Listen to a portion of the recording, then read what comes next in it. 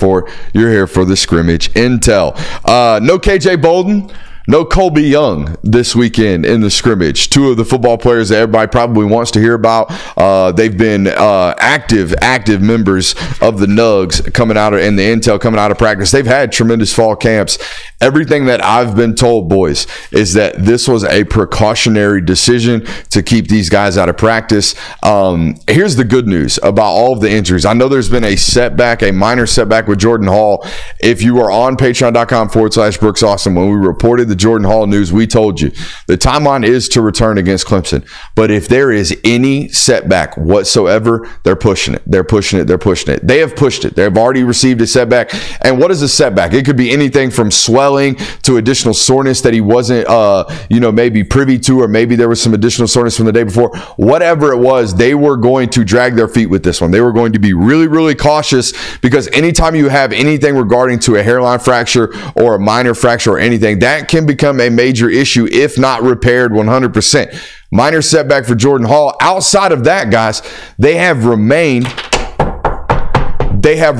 relatively healthy from a major injury standpoint. Nobody has been knocked out. Nobody has been removed from camp and had to be, hey, so-and-so ain't coming out against Clemson to start the season. They're going to be out. So whatever injuries have happened, they've been minuscule. There are some people who are hurt.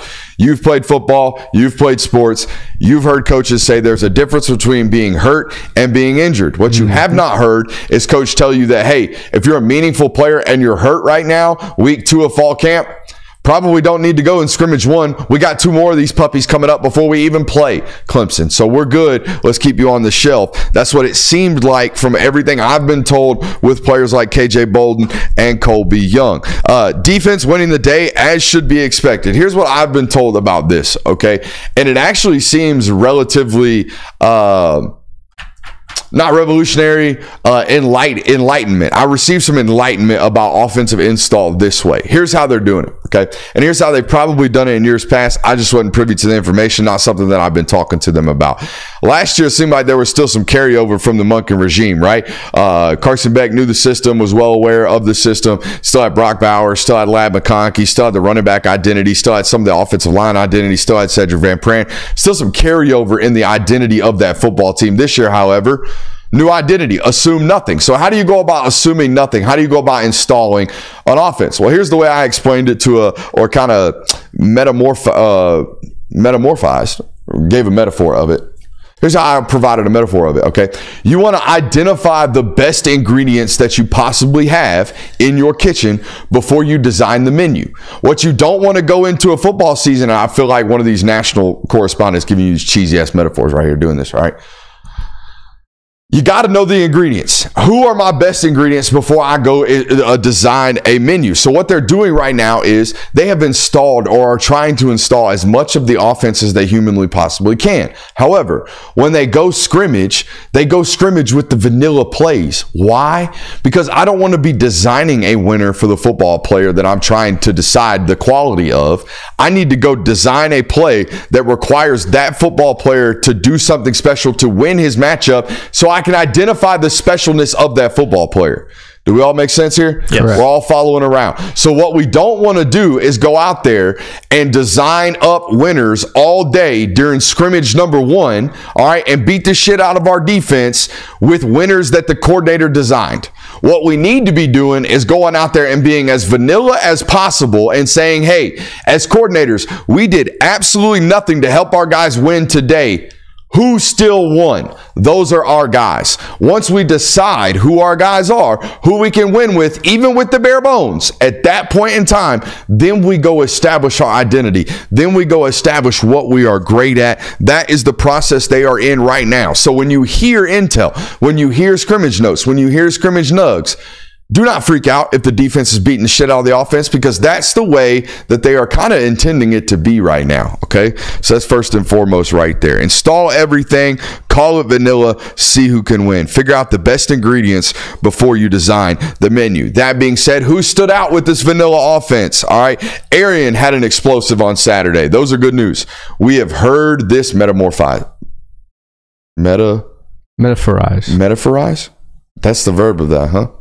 Think metaphor. If you're going to actively metamorph that would be metamorphize. But if you're going to give the action of providing a metaphor, metarize. Grammar with Brooks. Metaphorize. Not a word. Grammar with Brooks. CTE brain. Let's tap that helmet when the boy sounds dumb. Aaron had an explosive, I believe it was on a end around. Shout out College Football 25. End around OP, even though they did nerf it just a tad. Anthony Evans appears to have a role as a playmaker from everything that I've heard. They've got to find a specific role for him to play, so it's not just Arians on the field, watch out. When Anthony gets on the field too, it should provide something from the defense. That is a valuable aspect of this offense. You need multiple of those football players. Oscar Delp, in every single one of these kind of practice reports that I'm getting or any type of information I've heard, Oscar Delp seems like a constant on this offense where everything else seems to be found, right? We're still looking for answers apart from offensive line, Oscar Delp, and quarterback right now. And the running back room seems to be deep, but we're still looking for answers because we don't know who the primary feeds or who the primary eaters are going to be in that room. Nate Frazier, speaking of that room, seems to be the biggest hit of my career so far. I have had some big ones. I have had some guys I feel like that I have just pounded the table for, turned out they're elite. This one has shown greater dividends immediately than any my guy I have ever selected. This kid's going to play like very, very early on for this football team, I believe.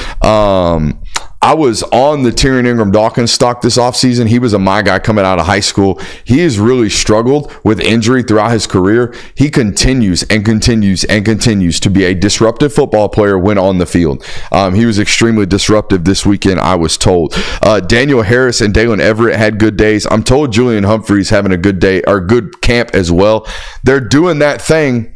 All right, and if you're a football coach listening to this, which a lot of you guys do, I would suggest you start to go about your position battles this way. I used to get really, really frustrated when I was in a position battle where I go into practice and I know today I'm getting half of the ones reps and the other guy's getting half of the ones reps. And while he's taking the ones reps, I'm sitting on my ass. And I am not getting better, and I am not having the ability to stay hot, and I'm just worried, and I'm stressed, and I'm pressed, and I'm this. And odds are, maybe the best man still won out in that form of competitive balance or that form of structuring your position battle. However, this is how Georgia's done it the last couple of years. They've given 80 or 75% of the ones reps that day to Julian.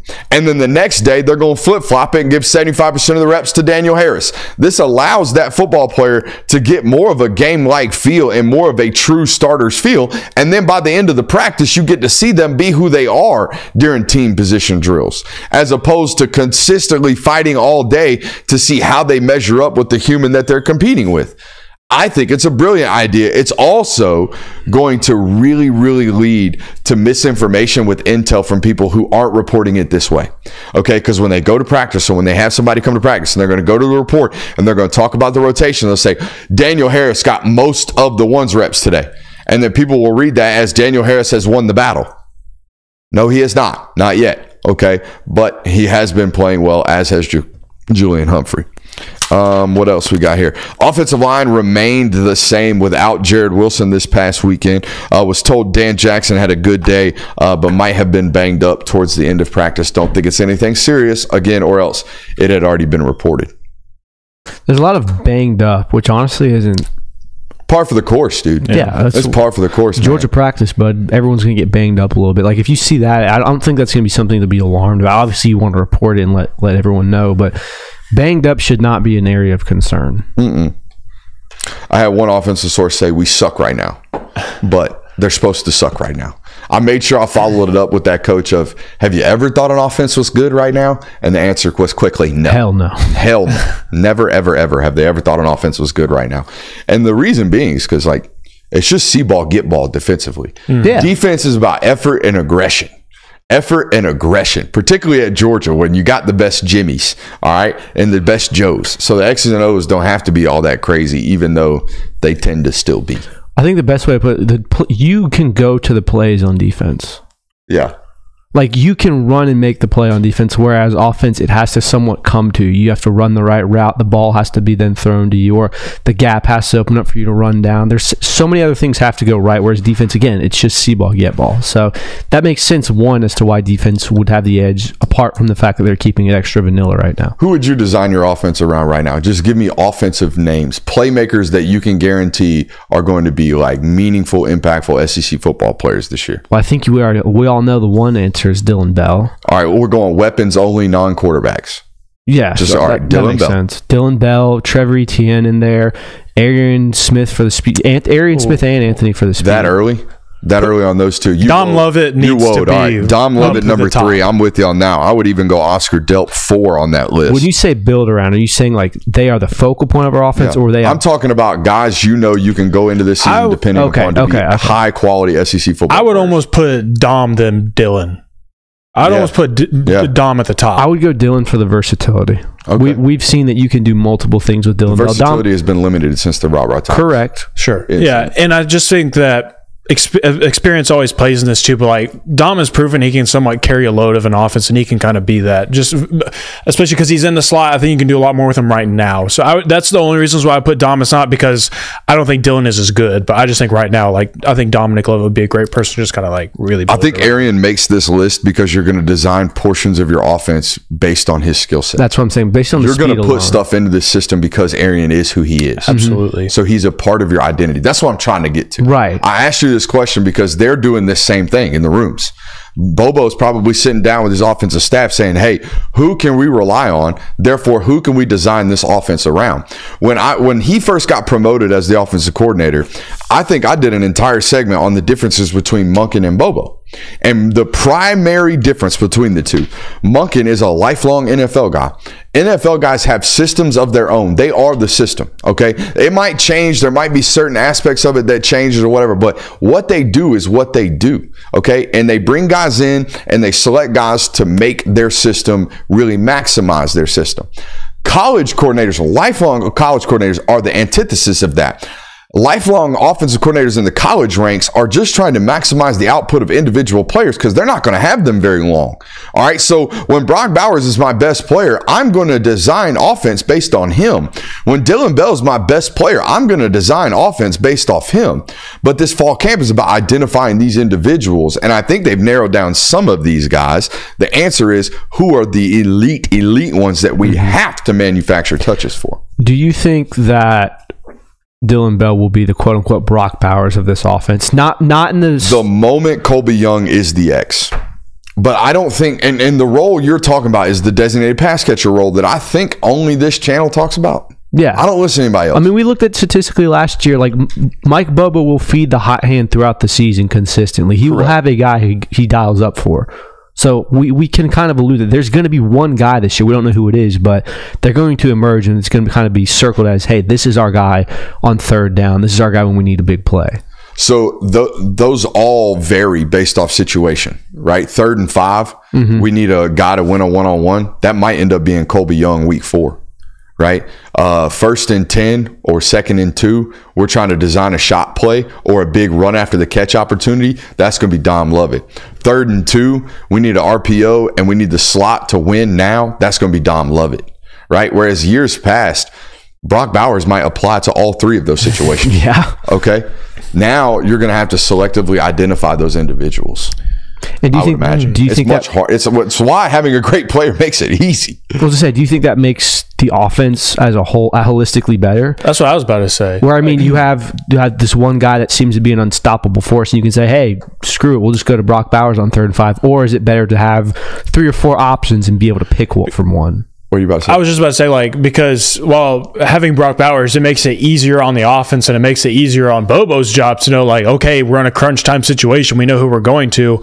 But I think that this standpoint for this type of offense, it makes the job a whole lot harder on the defense because it's not easy to just say, like, okay, here we go. Brock Bowers is getting the football. We have to know where he is. And this offense, it feels like, well, it's 3rd and 4 and it's in the 4th quarter. We have no idea who this ball is going to go to. Forgot where I was about to go. My bad. No, you're good. God, you broke him. No, I was reading the chat. That's what broke me. Oh, I know where I was going to go. You're talking about which one's better for the offensive system. It's better for the quarterback that you have right now. I don't think he worked off of, hey, this is the read, we're going to force it here. I think Carson's best ability is to find the winner. So if you have 5 guys on the field that can win, that's far better than having 2 guys on the field and 3 guys who can't. You know what I mean? So from that standpoint, I think it helps out a little bit here. Chat's talking about a speed package of just putting all the track guys on the field at one time. College football a little bit 25. too much college football 25. Too much. Yeah.